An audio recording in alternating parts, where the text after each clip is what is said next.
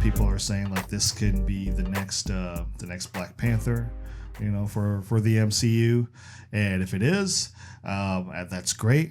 I'm thinking more along the lines like it could possibly just be the next next Enter the Dragon, which would be awesome. And you're looking at it like, really, really? Are you sure about that? Well, you never know, man. I mean, we haven't had a movie like that hit theaters in a long time. So, I mean, we've had some like you've had The Raid, you've had most of the Jet Li movies, but we've gotten, I would argue that we have gotten away from the traditional kung fu movies and traditional choreography, which I was hoping to see in Iron Fist, but we didn't get that. We got more of the, fast editing, quick blows, and, just quick cuts and everything, shaky cam and stuff like that. We got more of that. And rarely do we get long takes of choreography, like Bruce Lee movies, back then, because he would do long takes. And when he was whooping on people, like one of the most iconic scenes in that movie, one of them, because there's many, but one of the most iconic scenes in that movie is when, he's fighting down in that little, basement dungeon area, and the elevator closes, and he just, he's trying to get up and he's trying to get out and everything, and he turns around and he's just like, well, I gotta fight my way through, and he fights his way through, and it's just one long take.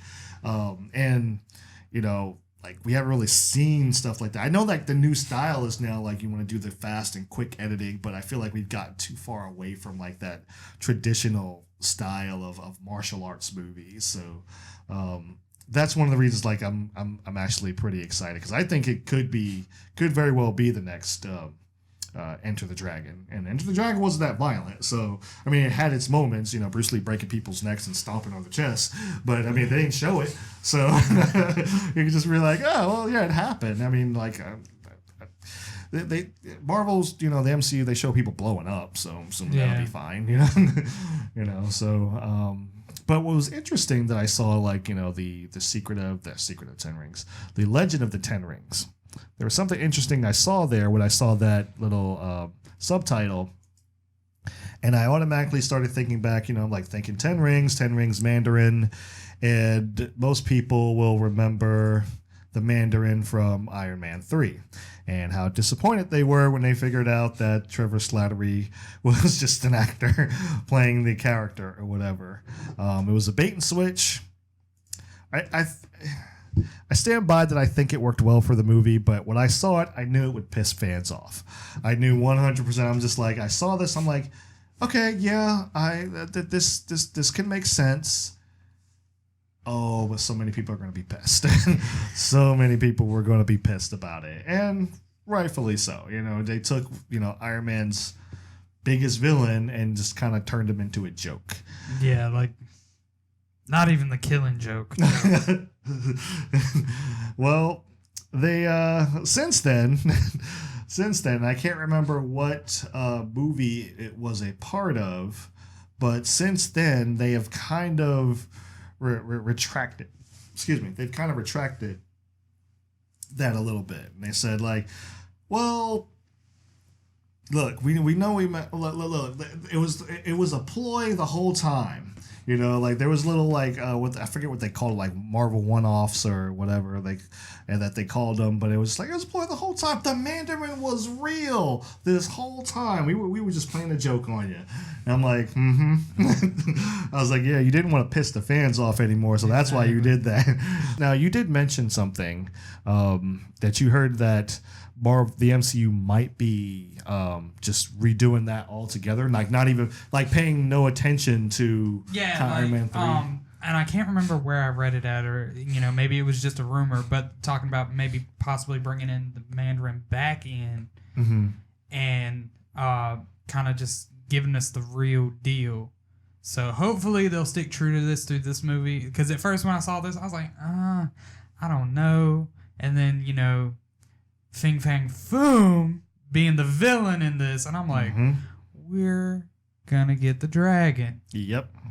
Hopefully it's the real deal. None of this like, no, the dragon's breath inside of me, and no, we want that big old thing right there. That big boy right there. Sadly, we won't see Tony Stark fighting him. Yeah, that's true. But we do get the dragon. I am big on, Chinese martial arts. I grew up watching those movies, and I kind of want to see how they take this. For whatever reason, I don't know why. It may have been because of you have this, animated picture up here, but I kept thinking it was going to be animated, but I was like, no, it's not gonna be it's going to be live action. Yeah. So I'm hoping they'll put like some of that, as you were saying earlier, go back to that, original style of martial arts.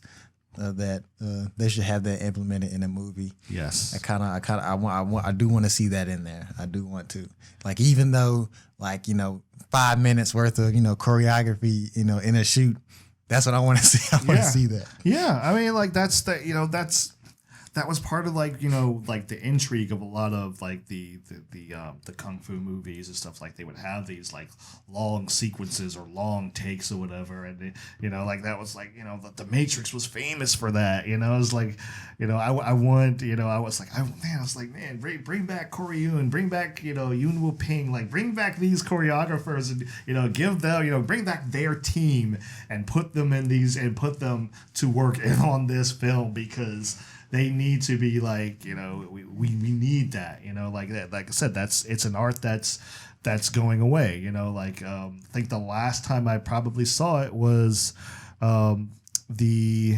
movie that featured Jet Li and Jackie Chan for the first time, and I'm trying to remember what the name of that movie was. Forbidden Kingdom. Yeah, and it was just like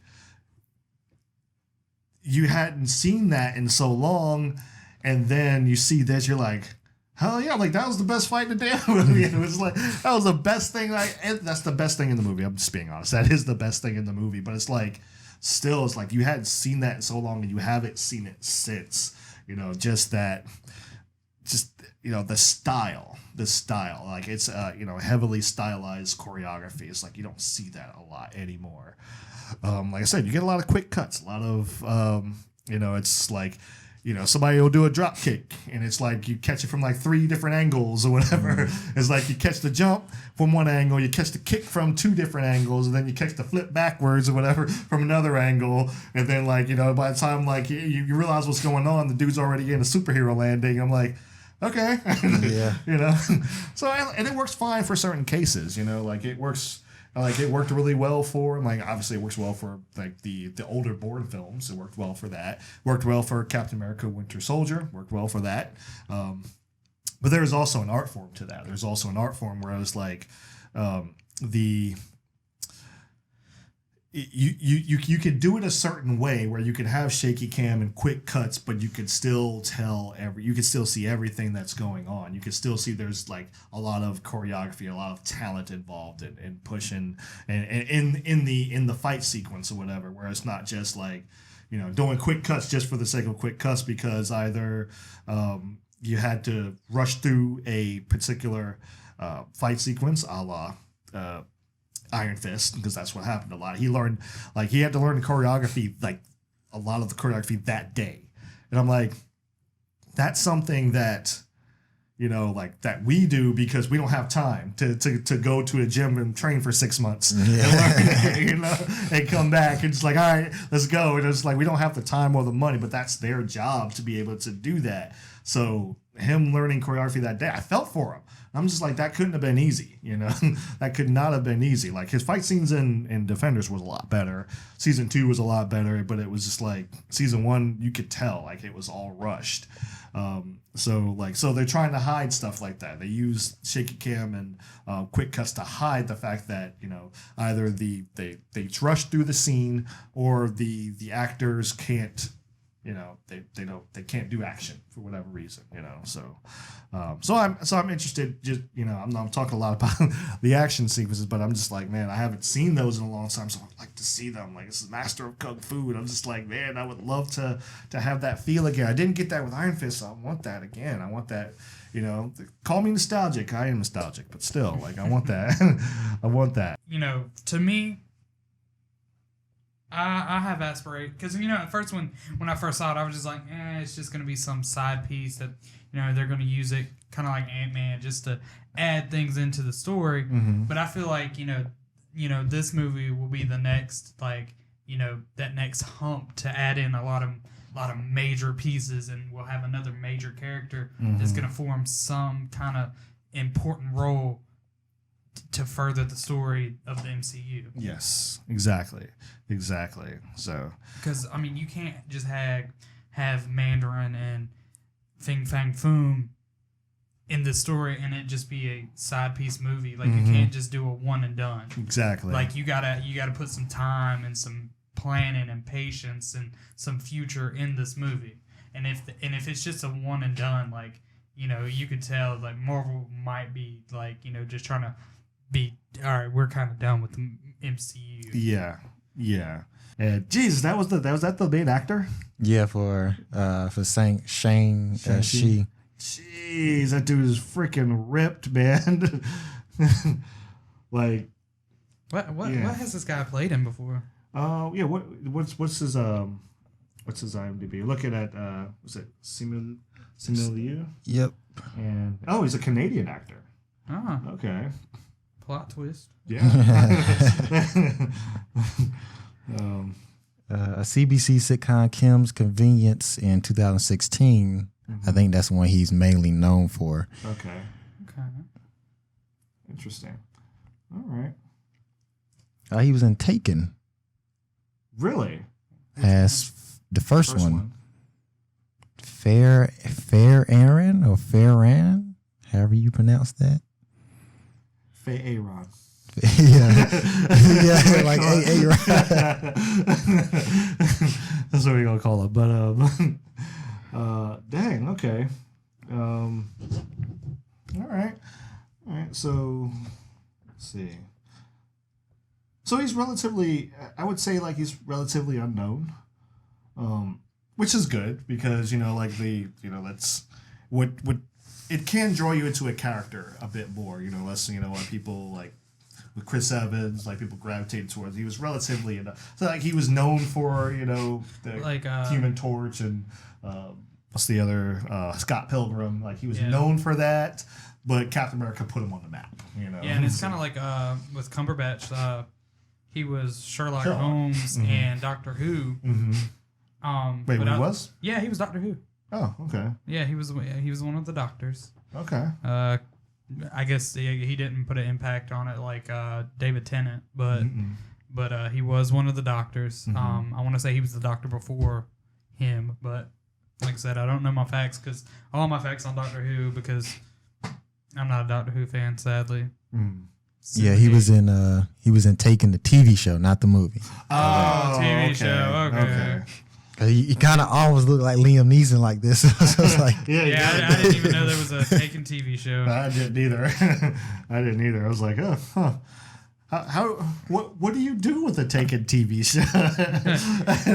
Maybe he goes around saving, other kidnapped kids and smuggling or whatever. I don't know. I thought that was like NCIS and all that show was about as well. So I mean, I don't know.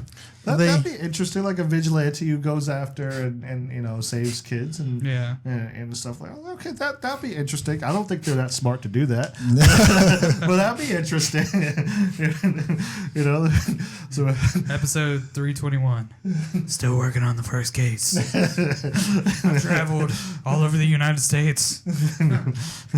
Got America's Most Wanted into it. I haven't showered in 3 days, but we will find you, and we will bring you home. Gosh, so that's good. So I'm like, so he definitely looks the part. I'll put a picture up and post it so you guys watching can see it. But he definitely looks the part. Like this dude is dude's no joke. He's ripped. Like Bruce Lee level ripped. You know, like just, you know, so I'm like, okay, yeah, he definitely fits out. I don't know. I kind of take that back. I don't think anyone's really Bruce Lee level ripped. But like it's like they implanted a candy bar.